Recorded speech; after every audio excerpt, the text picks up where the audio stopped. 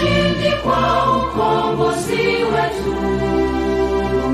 Tujitoe wenyewe, tusimame pamoja kulinda uhuru na umoja wetu. Enyi bwana na binti wa Afrika, mwili wa jua, mwili wa anga, tuifanye Afrika mti wa uzima. Tuungane sote, tuimbe pamoja, kuenzi shikamano hatima yetu. Tujitoe wenyewe kupambana pamoja, uhuru na umoja vitawale. Enyi bwana na binti wa Afrika, mwili wa jua, mwili wa anga, tuifanye Afrika mti wa uzima. Tuungane sote na tujibidishe kutoa kilicho bora kwa Afrika. Chimbuko la wanadamu, chemchemi ya utamaduni, tumaini letu wakati wa mafarakano. Enyi bwana na binti wa Afrika, mwili wa jua, mwili wa anga, tuifanye Afrika mti wa uzima.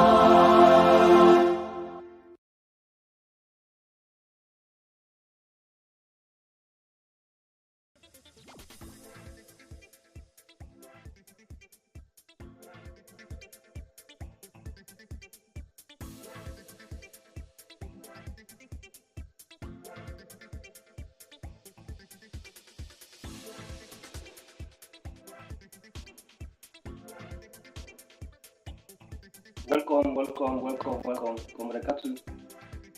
Welcome to. Thank you, sir, Mr. Nandip. We are here. Yes. Mabu, happy to see you guys again.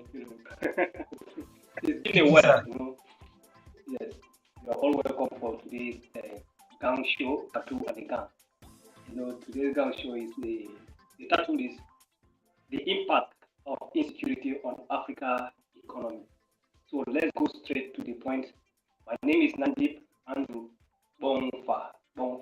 I'm here with my gang member, Katu Mokasa, Uganda based in UK, and I have Mabu with me, Sierra Leone. So we are in this house. We are going to discuss about insecurity on African economy. Now, before I continue, I want our viewers to please, subscribe on our YouTube channel. Follow us also on Facebook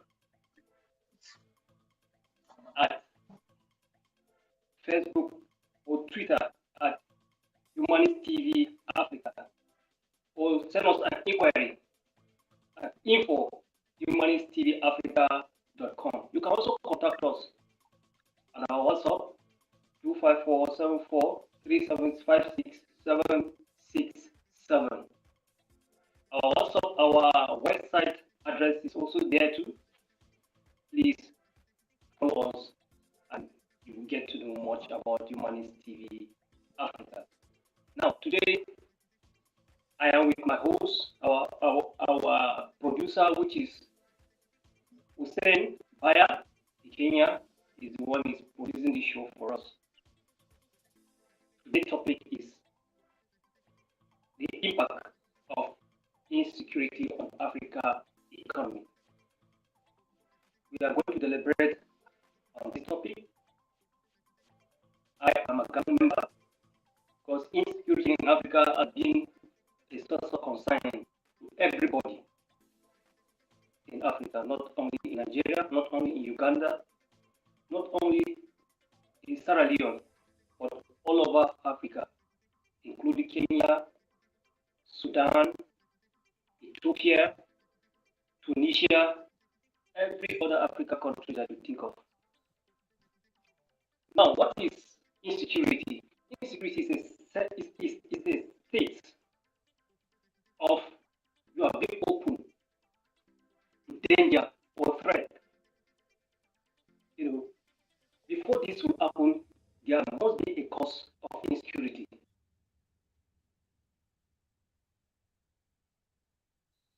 Number one causes of insecurity is unemployment.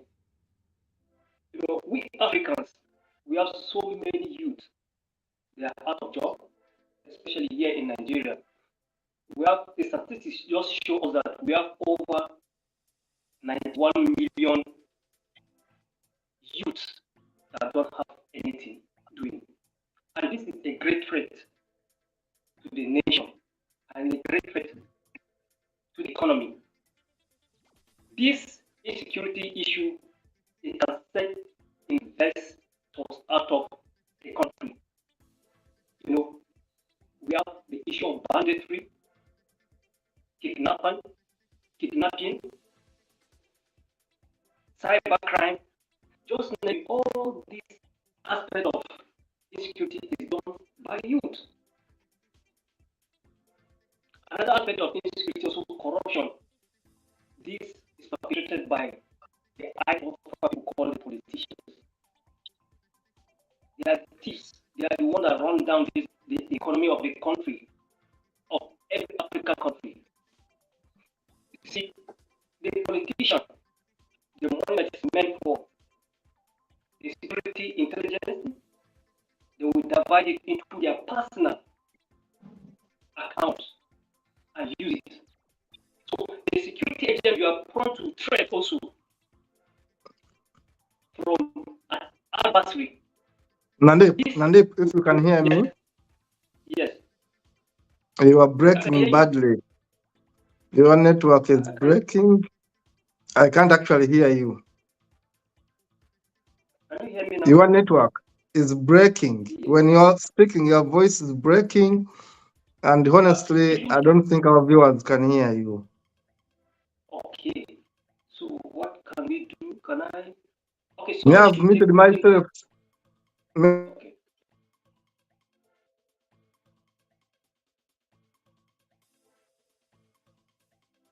Hello? All right. Can you hear me? Go ahead and speak. I'm going to mute myself. Okay. Yes. Am I better now? Yeah? So, continue speaking, Nandip, but you are not so better. Good. Continue speaking. Okay. Yes. So the insecurity also caused by corruption. This is actually did in a higher profile, which is the politicians. Money meant for education will be diverted, and many of the youth they will not go to school. And an uneducated person is a liability to the economy, is a liability to his family, is a liability to the society, because he did not go to school, and the money meant for that has been diverted by the corrupt politicians, and will make the economy of a country to become backward. Lack of education make many youths to become kind of unemployable. Because you don't have a practical skill, a skill that is hard work, that is technical education, you don't have it, and then you don't have the curriculum that is the one that you go to university or polytechnic, you don't have that too. So you become a nuisance to the society. Now, banditry is one of the aspects of insecurity. We have banditry everywhere in Africa, most especially in Nigeria. Few days ago, the president of Nigeria, Bola Ahmed Tinubu, decided to invite all the 35 governors plus STT to Abuja to deliberate on the insecurity that is happening in Nigeria. Because kidnapping, Boko Haram, killer estimate, they are in rampage. And this makes a lot of farmers cannot go to their farm. Because when you go to your farm, you will be kidnapped and you will be asked to pay a ransom running into millions.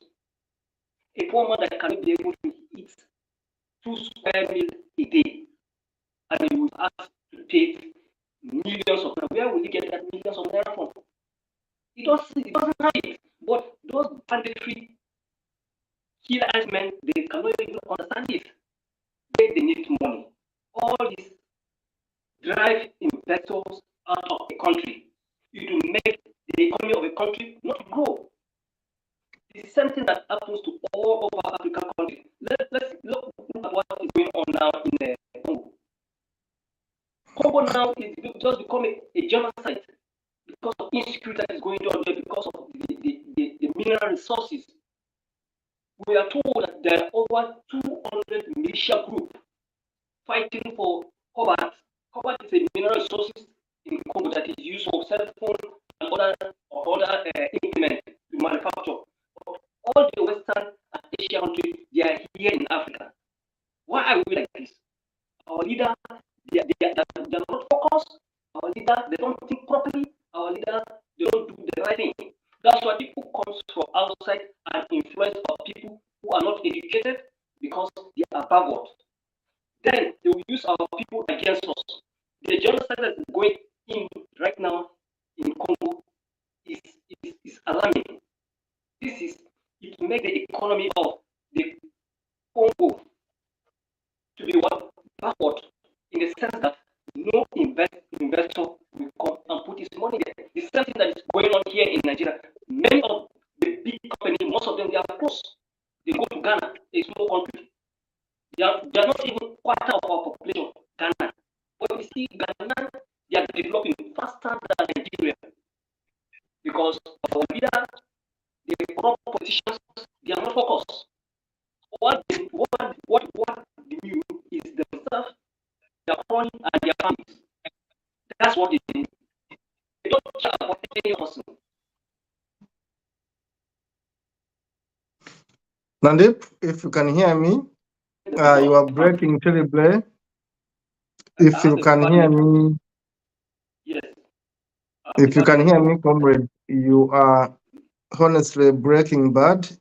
You are breaking badly, so we cannot actually hear you. We cannot actually hear you. I don't know whether it's the microphone you are using, the earpiece, or I don't know. We can't hear you, honestly. That's the challenge we have right now. You are breaking. Okay. I'll mute my phone. But can't you use your gadget without the earpiece? Sometimes me, I speak, not even sometimes, me, I speak without using the earpiece. I have nothing in my ear, and always people hear me properly. I don't know. Ladies and gentlemen, those who are viewing us, we are handling the topic, the impact of insecurity on Africa's economy, the impact of insecurity on Africa's economy. This is a big, big topic. We are looking at the cost of insecurity on Africa's economy. Now, we have been handling Africa for some time. If all of you have been following us, those who have been following us, we have been seeing, we talk about the GDP in most of these countries. We talk about countries with so much resources, but with very poor people. For example, we have said that Congo, the Democratic Republic of Congo, is one of the top richest countries in the world when it comes to resources. In fact, Congo is ranked #1 country full of resources. It has resources like coltan, uranium, gold, diamonds, and all these other resources which you cannot find elsewhere in so many countries. But Congo, regardless of having so much, has the most poor among the populations in Africa. If you count about the most poor countries in the world, at least among the first 10, DRC Congo will feature, yet it has so much resources, so rich, yet so poor. Why? Because of insecurity. When you look at Congo, part of Congo, or 50% of Congo, is under armed conflict. 50% of Congo is under armed conflict. They are the Interahamwe, they are the other people, other forces, forces from Uganda, we call them the ADF. So you find that one country like Congo is so rich, but because of insecurity, that the country is divided between warlords, the country again is top poor. So when we're looking at the topic, impact of insecurity on Africa's economy, it is as easy as saying that whenever you find insecurity, there's going to be poverty. Because where there is insecurity, those people won't be able to work. Where there is insecurity, people are going to be on the run. It's going to give rebels and the capitalists to come in these countries and take away the resources. Talk about Somalia. Somalia has been so much under war for a very long time. Now, when you count the most poor countries in the world, Somalia actually is ranked so near. The GDP is so low. The debt burden is over 80% of the economy of Somalia. Now you see that's the problem. Now, whenever we look at insecurity and poverty, they work hand in hand.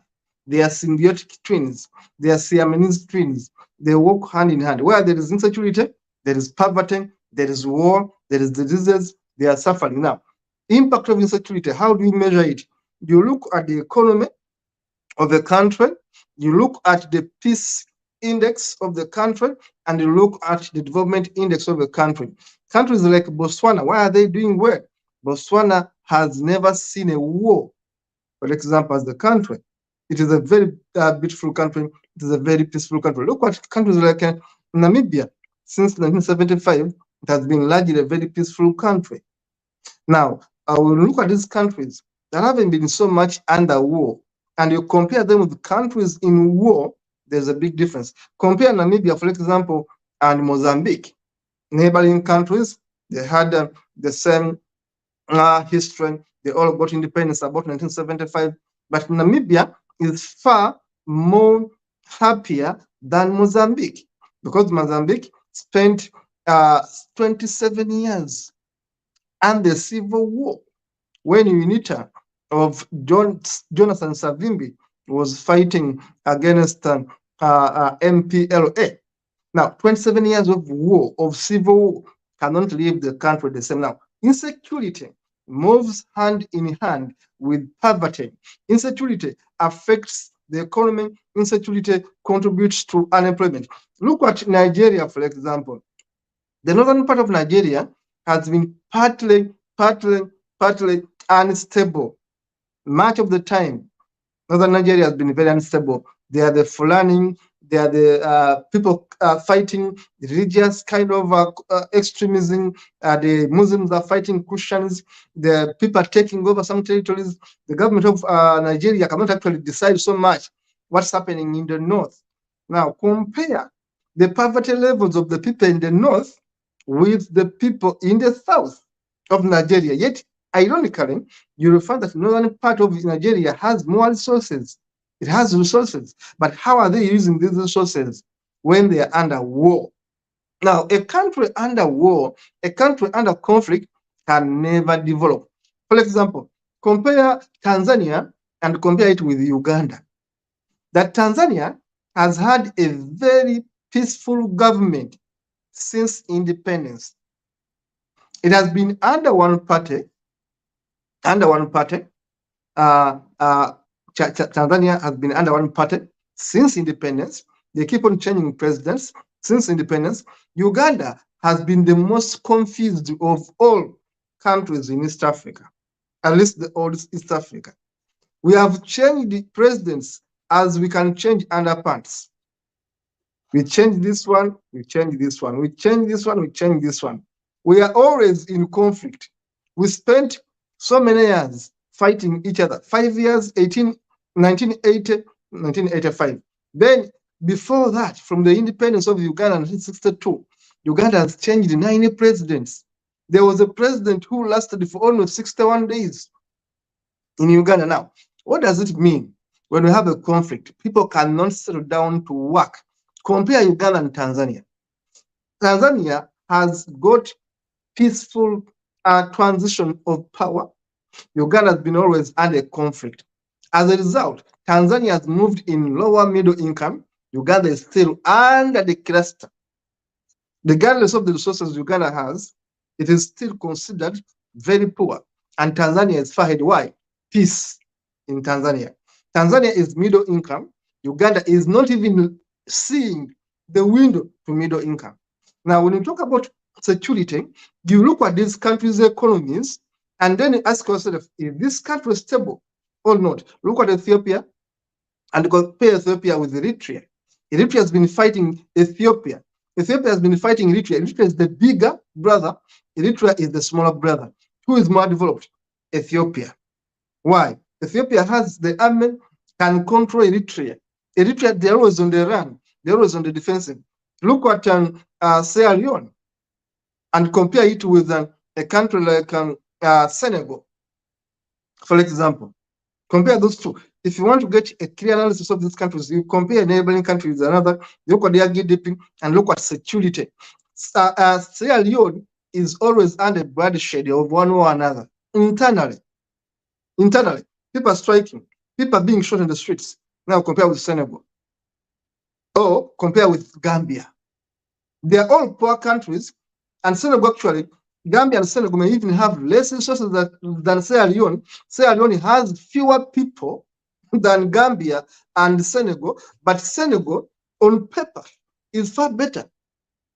Gambia on paper is far better than Sierra Leone, but Sierra Leone is much richer than Gambia and Senegal. So when you go back to peace, peace defines development. Look at Rwanda, for example. Now compare Rwanda, a very small country, among the smallest countries in the world is Rwanda. Among the smallest countries in the world. If you ask you smallest countries in the world, Rome. People don't know actually that it's an independent. Rome, Djibouti, Rwanda, and some of these other countries, Haiti. Now, but when you compare these smallest countries, Rwanda is ranked. But look at Rwanda's economy and compare with Uganda. Whereas Uganda is far richer, has a better GDP than Rwanda, but who are most happier people? Who are most progressive people? They are Rwandese. They have a smaller GDP, but since 1994, the country has been stable. Because people are going to say Rwanda had a genocide. Yes, it was a genocide that happened in 100 days. Kagame comes, is an autocratic leader, and then brings in sense, no nonsense in Rwanda. We must fight corruption. We must cause development. Now, Rwanda is the opposite of Uganda. In Uganda, all systems can go. Museveni and these thugs are all about stealing. Everyone to themselves, and God to no one. In Rwanda, everyone works for Rwanda's development. They are poorer than Uganda. They are smaller than Uganda. But if you look at the way they are developing, because they have ensured peace since 1994, Rwanda, the people in Rwanda, happy index level of people in Rwanda is far better than the happier index of people in Uganda. Yet Uganda has more resources. Uganda is much more bigger, has a bigger population. But why? It goes back to security. Uganda is always in war, not within Uganda, but with everyone that neighbors Uganda. We are taking our soldiers in Somalia. We are taking our soldiers in Congo. We are taking our soldiers everywhere they call us. For us, we are soldiers for hire. Do you want soldiers? We are there. Ugandans are going to give you soldiers. So our boys go and die from there. Our girls go and die from there. Rwanda is business. So now, if you are spending much money on our war budget, Uganda is spending so much money on the war budget, fighting causes that don't even benefit us. We are in Somalia fighting. Why are we in Somalia, for example? Why are we in Somalia as Ugandans? Why are we in Congo? To steal from them. And when we steal from them, how do we benefit our countries? No, it's the politicians that benefit. Now, compare the country that has 40% of its budget Honestly, about 50% of its budget always unclassified. They call it classified. You cannot know how much goes to the arms. You cannot know how much goes to security. Now, if you are putting so much money in security, you are going to forget education sector. You are going to forget health sector. You are going to forget roads. Everything is going to die because you are buying arms. You are buying bombs. You are buying tanks. You are buying aeroplanes.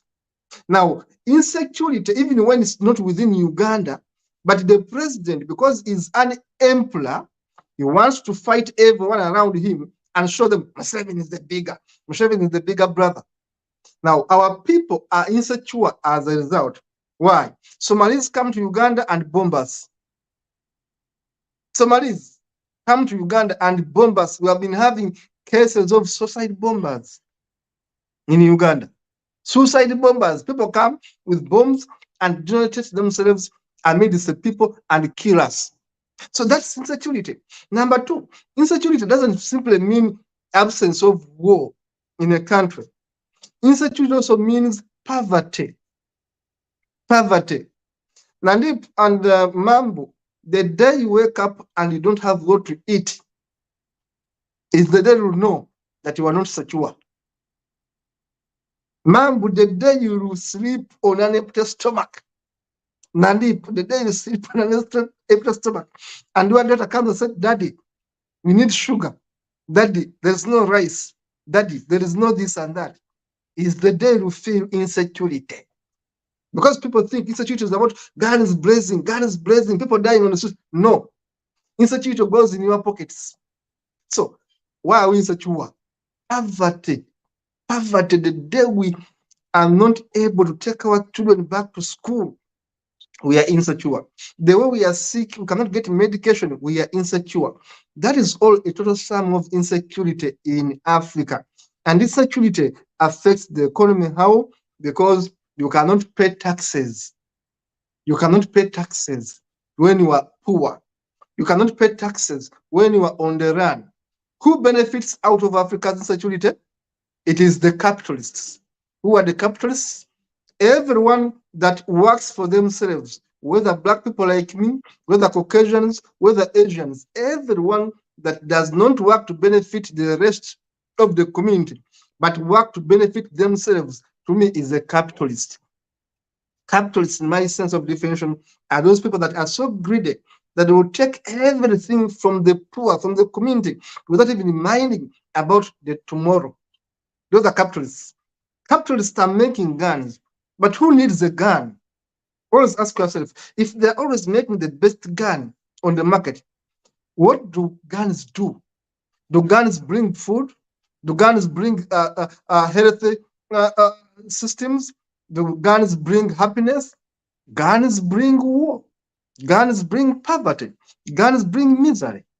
Now, when people are making guns in Europe, when they are manufacturing guns in the US, where do these guns go? Do they manufacture guns to simply look at them and smile, oh, we have the best atomic bomb, or we have the best tank, or we have the best jet fighter? Do they simply look at them and smile? They must look for a market. They must look for a market. So they look for Nandip, who wants to fight Abacha. They look at Mambu, who wants to fight Diop. They look at Mukasa, who wants to fight Kagame. And they say, Mukasa, if we give you one tank, can't we beat Kagame and become the president? Mukasa says, yes, give me one tank. They go to Kagame. If you give you two tanks, can you fight Mukasa and maintain this? They say, you know, they give this party, all of you are paying. Who is getting money from war? It is the capitalists. It is the capitalists. You kill each other, they are selling their guns.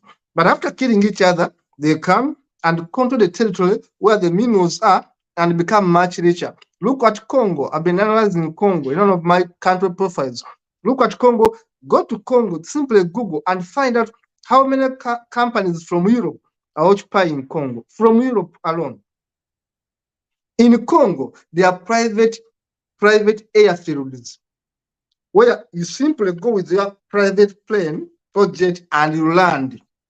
And these airfields are guarded by soldiers from wherever they are. People People own Congo as a property today as I speak. In Congo, those bushes have private airfields. People have their pieces of land, their aeroplanes come, land, pick gold, pick diamonds, pick coltan, and fly away to Europe, and fly away to Asia, and fly away to Americas. So who benefits from the Insecurity of Africa? It is the capitalists. So the cost of insecurity makes us much poorer every day. Until we Africans realize that people are using us, that actually our enemies are within us, our own presidents, our own politicians are our number one enemies. And until we discuss and define what is insecurity, that even in lack of food means insecurity, lack of food in your family. Don't talk about guns alone. Lack of food in your family means insecurity. Lack of medication in your family means insecurity. Lack of school fees means insecurity. So until we define insecurity properly, that is not only about guns, but also these other factors, and then we ask ourselves, what is the causation effect of this? What causes famine? What causes hunger? How do you expect the people who are running away from bombs to go and dig? If I'm running away from my life, when will I go and take care of my farm? If I'm sick with HIV, when will I be able to take care of my farm? If my children are out of school, I'm desperate. I'm more likely to abandon my farm, go look for a quicker job to make money. So I'll end it here, Mr. Nandip. Back to you, and then you're going to moderate us and tell us where to move. Yes, thank you so much, Comrade Katu. I really appreciate your, the discussion on the insecurity on the African economy. You have already said it all.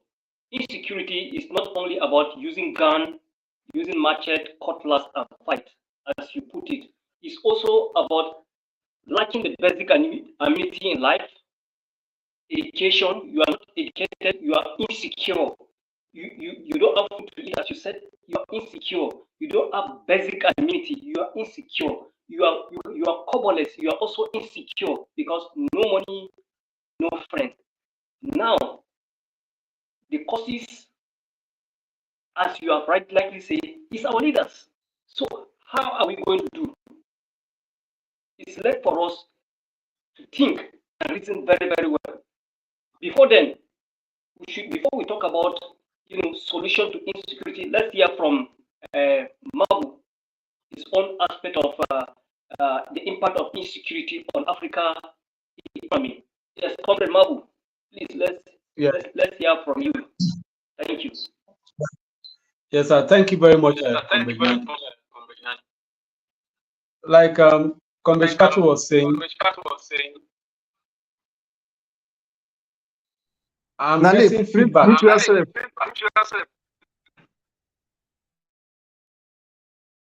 Okay.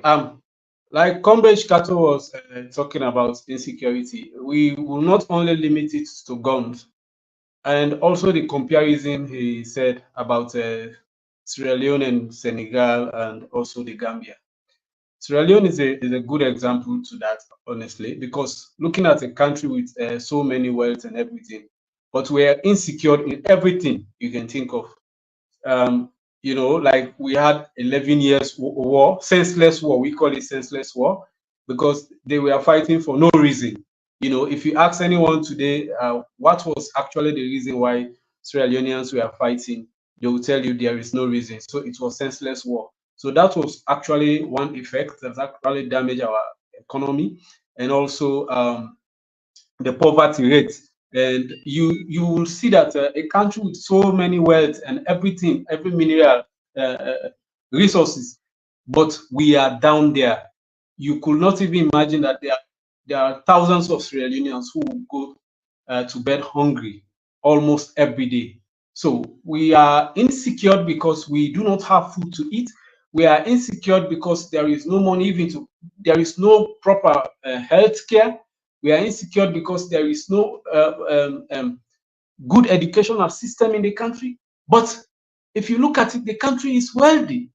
The country has everything that should make us, you know, to be champions in Africa.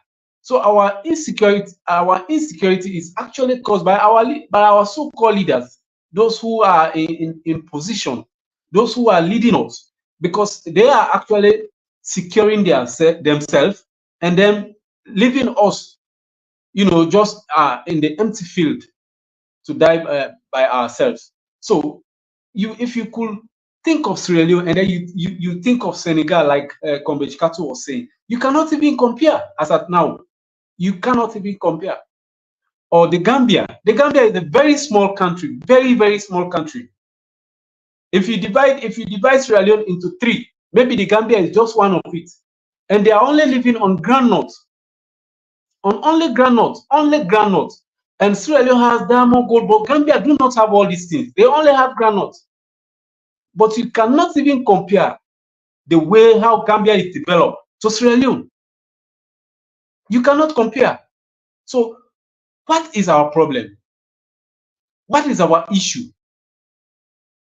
It is this bad governance, bad leadership. So everything between the Sierra Leone, between the countries, I will say everything is insecure. It comes to food, we are insecure.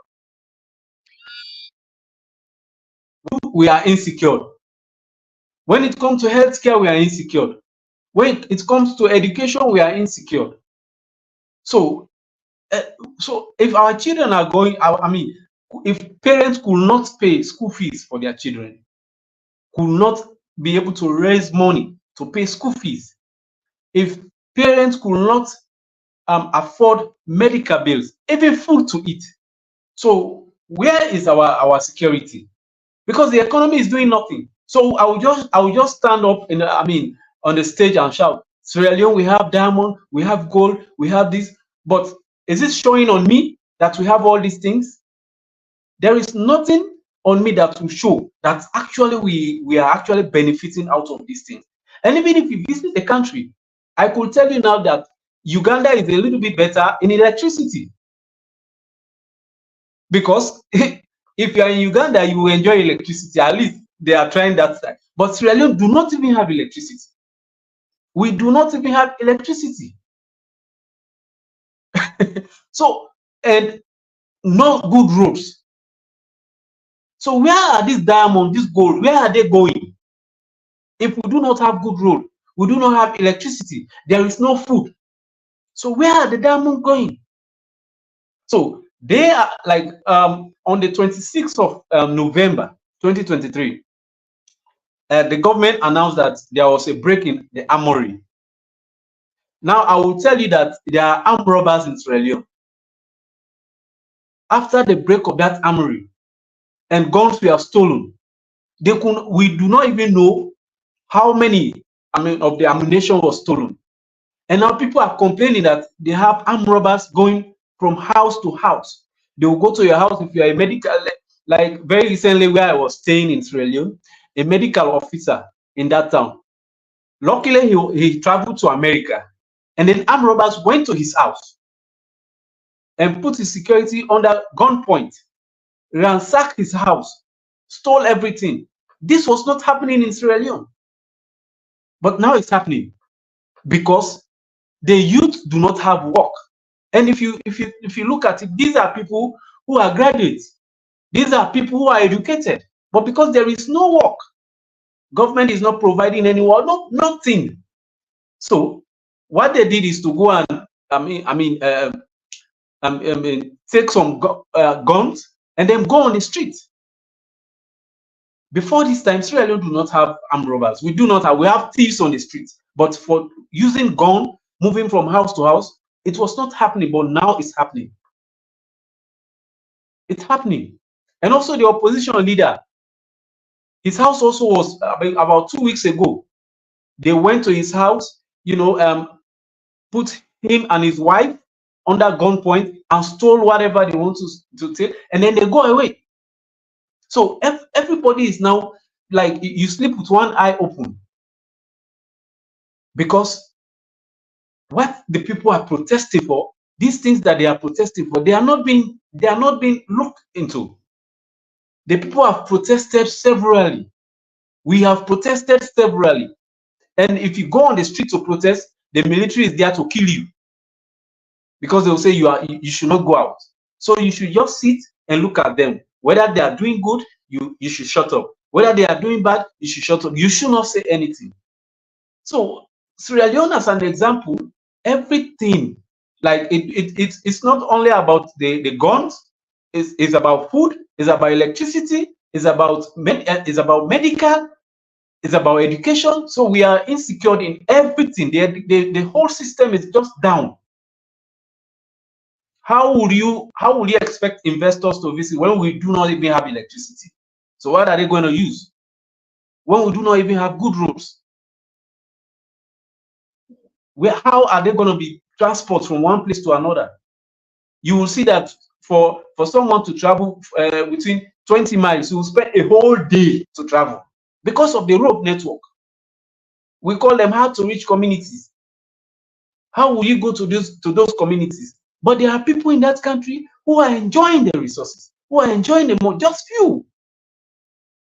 Those who are connected to the system, because they have a whole cabal, they have a whole group who are just enjoying themselves. And then they leave you, the masses, to suffer. Whether you are educated or not, it is up to you. So Africa is insecure because we have greedy politicians. We have politicians who are only focusing on themselves and their families. I will tell you, out of 100%, I'll tell you there is no minister that his children are schooling in the country. So sooner they are appointed as ministers, they fly their children out of the country and using our money. So they know that our education is not good. Our education system is not good. Even to the Minister of Education. If you are a Minister of Education and your children are not in the country to study, it means your system is poor. So they are only fighting to move their children, their family out, and then leave the ordinary Sierra Leoneans. And they are there boasting that I am a minister, I am a president. But if you are a president, when you are sick, you travel to another country for medication. It means you do not even see your own medical facility as something important. It means it means you know that the system is not working. I don't know, Nandip, I'm getting a feedback. Nandip, please, may you mute yourself? Yes, Mambu, you have 2 minutes. Thank you. Okay, so it means you yourself, you know, because if I am a president of a country and when I have malaria, I will go to England for treatment. When I have headache, I will go to England for treatment. So what is my medical what is the medical system doing in my country? What is the Ministry of Health doing? You will see that a government vehicle will just be driven for only 6 months. And then they stole everything. So nothing is secured. Nothing is secure. So we are totally insecure in everything in Sierra Leone. Thank you. Thank you, Mabu. Thank you so much for this submission. You know, about the electricity issue. We also have terrible electricity situation here in Nigeria. You know, for almost more than 1 week, there's no power supply in the Federal Capital Territory, that is the capital of Nigeria, which is Abuja. I'm using solar. Everything here is just solar, which is wrong. Shame on the politician. Shame on all the politicians in Africa. They are making life very miserable for their members, for their people. Shame on them all. Say if there is some of this slide of this insecurity that we have, especially more in Nigeria, please can you show it to us? You know, insecurity, especially in Nigeria, Abuja here is getting out of hand very seriously. You will sleep with one eye open. like the way Mabu just said.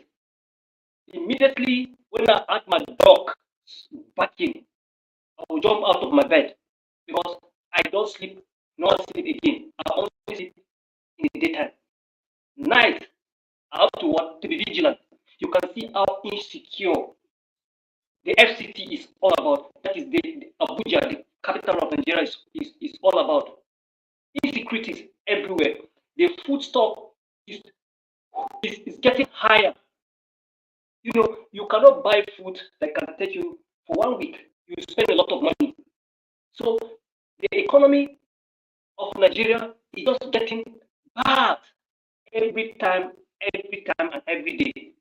You can see armed robbery, banditry, kidnapping, killer herdsmen make farmers not to go to farms to cultivate their land. Last year, I went to the market because I have to buy, some cutlass for the vigilante that I have at the farm. You can see the Fulani herdsmen going with dagger and cutlasses. I decided to kind of wear it around my neck too.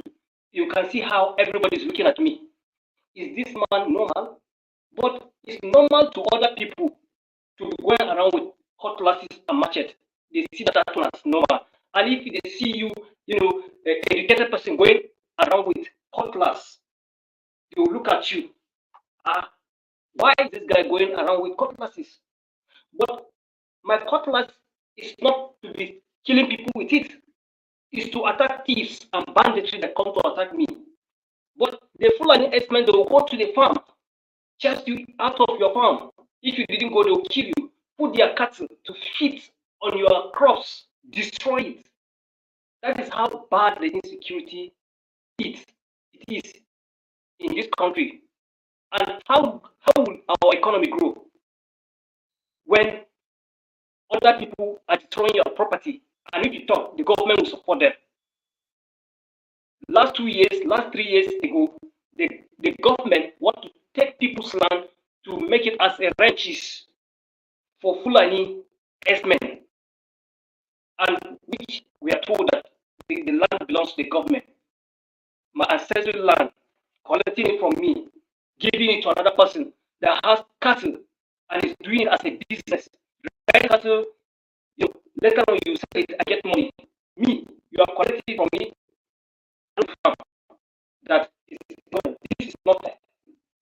Government causes most of this insecurity to their people, especially here in Nigeria. Government contributed in insecurity in Nigeria. Look at what happened to states. A local government that a governor came out from in December, that is November, a day before Christmas. X-Men came and killed more than 300 people. Why? Because they have authority over there. The army, when you call them, they will not go because the authority gave them order not to go. Allow those herdsmen to do what they're supposed to do. That is also what is called land grabbing. Because far north, as Comrade Katwa rightly said, there's not happening here. It's just like Arab desert. So the grass there is getting drier and the sun is covering everywhere. So those Fulani herdsmen move down to the savannah. That is middle belt and the south. That's why we always have insecurity fighting between the farmers and the herders.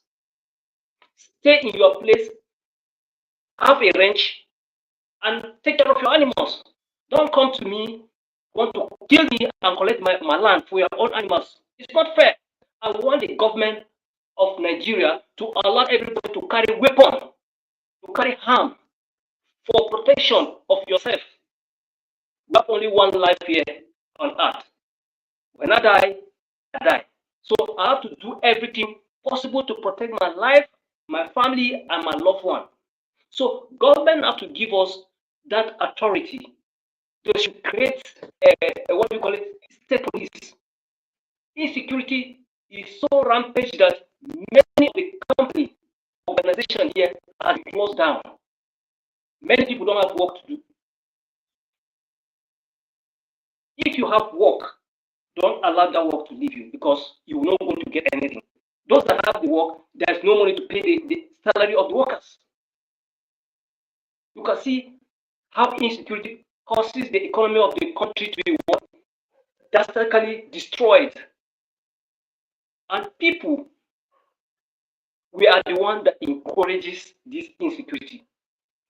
Because of what? Religion aspect is there. Tribal aspect is there. Yes, when they caught someone that involved in banditry or kidnapping, they will say, this is my church member, or this is my friend from the same mosque that we pray together. So this type of things make the economy of the country go backward, because there's not really, we should have to be honest with ourselves. I'm talking this as Africa in general. Our leaders, they are not honest with us. They are only honest within them cycle, the cabals in their cycle. Whether it's in Uganda, Nigeria, Sierra Leone, Kenya, they are the same. They are the same. It's like they have a clique, or a, what do you call it, a kind of a caucus that they usually meet. These are African Union. I don't think they are doing that for the African people. Those head of states.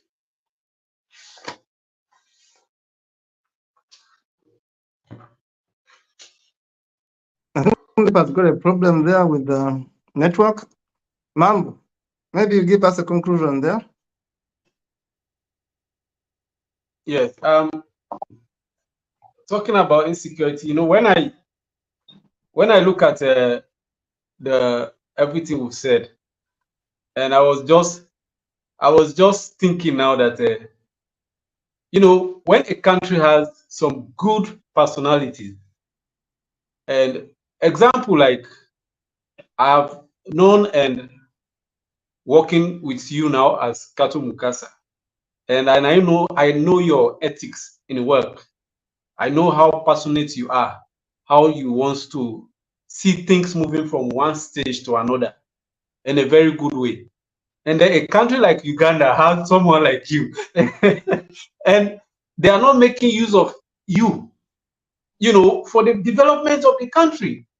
And you will see that there are very good heads in this country. People who have vision, people who wants to see the country move from one stage to another.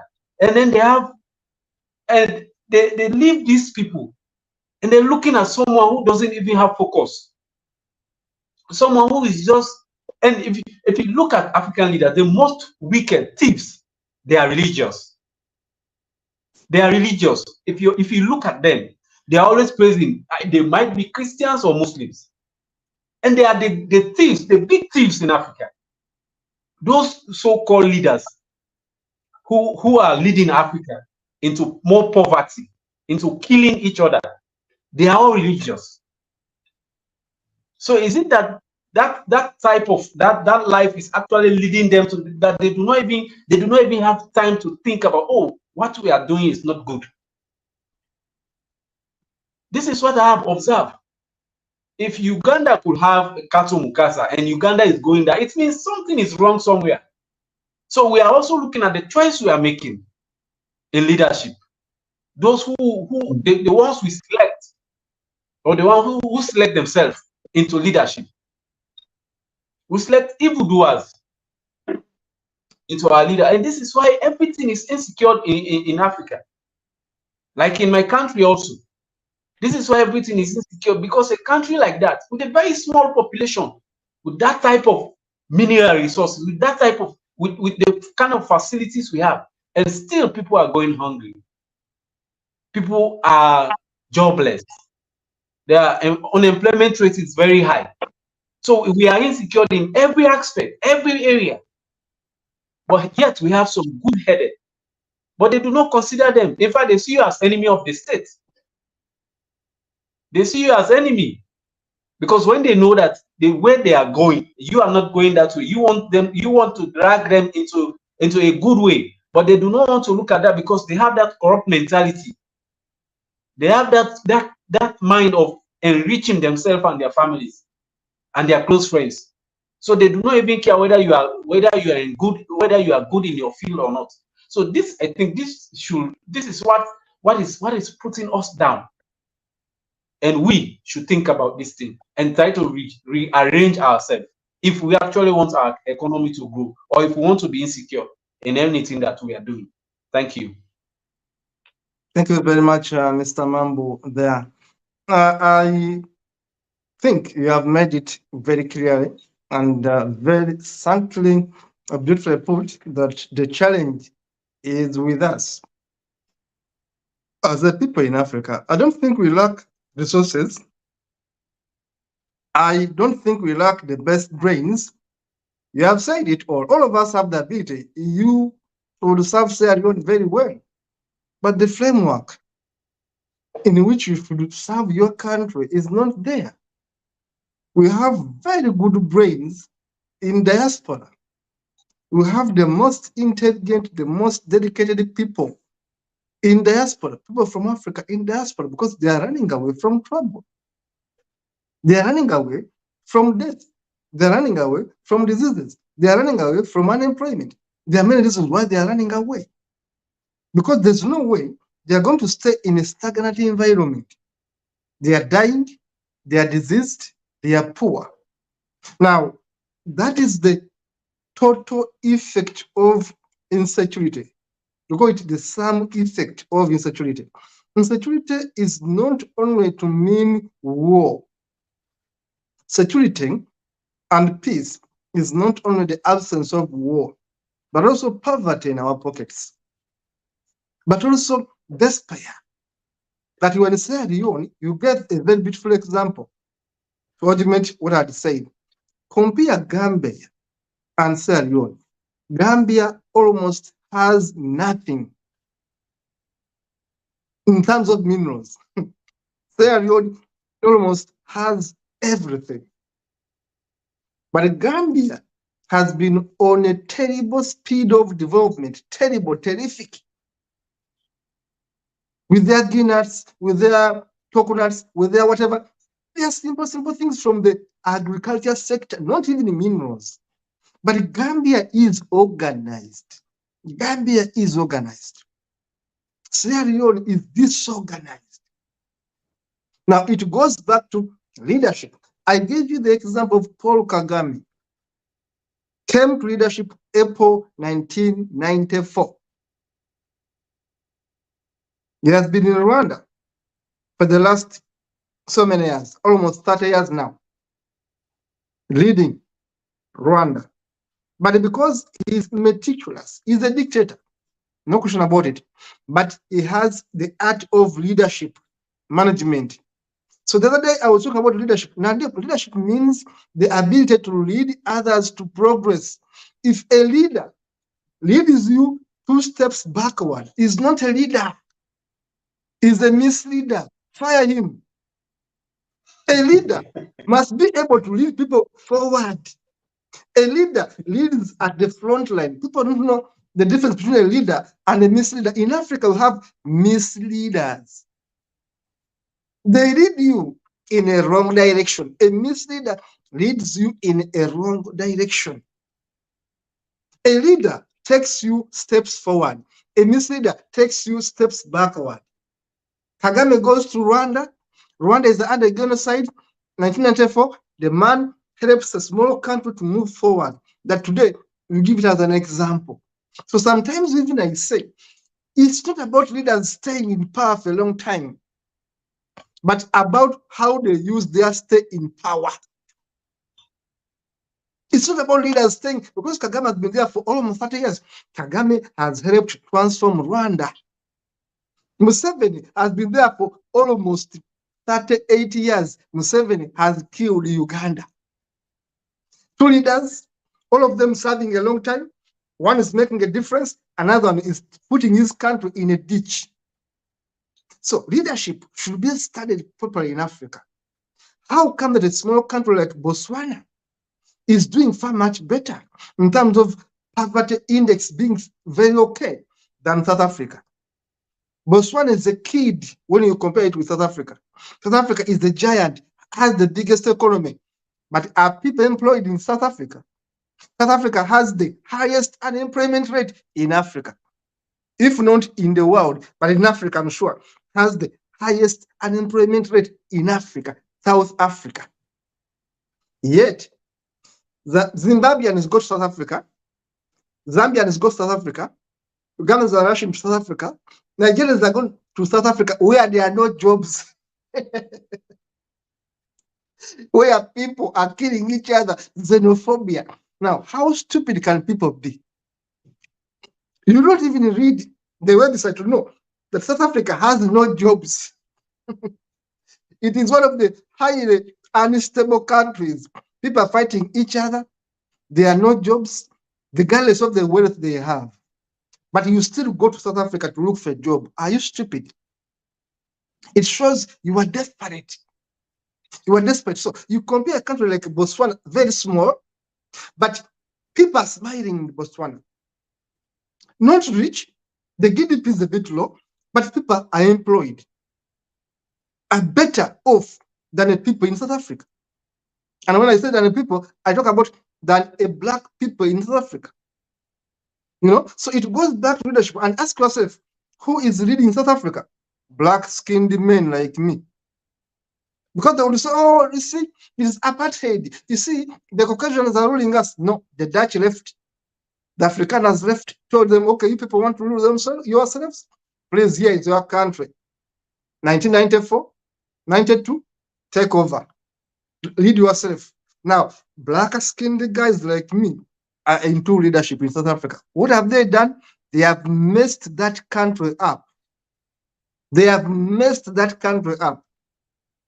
Now, it goes back to leadership. It goes back to leadership. Insecurity and leadership are inseparable. The moment we have hyenas for leaders, you put a hyena in charge of a meat house, a butcher, you get your butcher and put a hyena to be the one to protect your meat, Nandip, you will never even say bone, because the hyena eats even bones. That is Africa and its leadership. Back to you, Nandip. This is your show to moderate. Yes. Thank you, Comrade Katu. Yes, let me quickly, conclude on my talk on leadership. That is the African Union. To me, I see that these people are just wasting the resources, the money, the fund of each African country for nothing. Last week also,